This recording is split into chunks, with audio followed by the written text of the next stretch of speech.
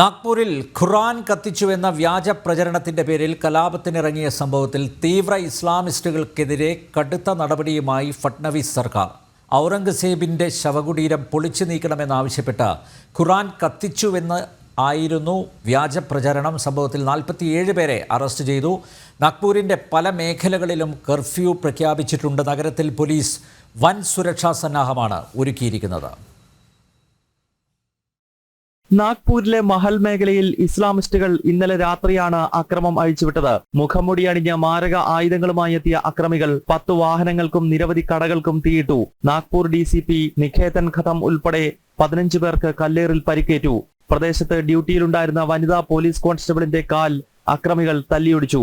മുഗൾ ഭരണാധികാരി ഔറംഗസേബിന്റെ പേരിൽ മുദ്രാവാക്യം വിളിച്ചായിരുന്നു അക്രമം. പ്രദേശത്ത് വൻ പോലീസ് സംഘം ക്യാമ്പ് ചെയ്യുന്നുണ്ട്. സംഘർഷത്തിന്റെ പശ്ചാത്തലത്തിൽ നാഗ്പൂർ നഗരത്തിൽ കർഫ്യൂ ഏർപ്പെടുത്തി.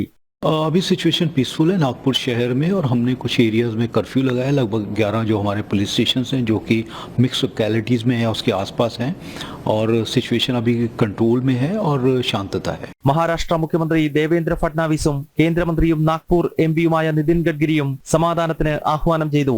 നാഗ്പൂർ സമാധാനത്തിന്റെയും ശാന്തിയുടെയും നഗരമാണെന്നും കലാപം ലക്ഷ്യമിട്ട് നടത്തുന്ന ഊഹാപോഹങ്ങളിൽ വിശ്വസിക്കരുതെന്നും മുഖ്യമന്ത്രി പ്രതികരിച്ചു. और मैं सभी को अपील करता हूं कि नागपुर एक बहुत ही शांति प्रिय इस प्रकार की नगरी है. यहाँ की शांति भंग न हो इस प्रकार से सभी लोगों ने व्यवहार और बर्ताव करना चाहिए और कोई भी अगर इस प्रकार से तनाव निर्माण करने का प्रयास करेगा तो उसके ऊपर बहुत कड़ी कार्रवाई की जाएगी. മുഗൾ ഭരണാധികാരി ഔറംഗസേബിന്റെ ശവകുടീരം സാംബാജി നഗറിൽ നിന്നും നീക്കം ചെയ്യണമെന്നാവശ്യപ്പെട്ട് ഇന്നലെ മഹാരാഷ്ട്രയിൽ വിശ്വഹിന്ദു പരിഷത്തും ബജ്രംഗ് ദളും പ്രതിഷേധ ദിനം ആചരിച്ചിരുന്നു.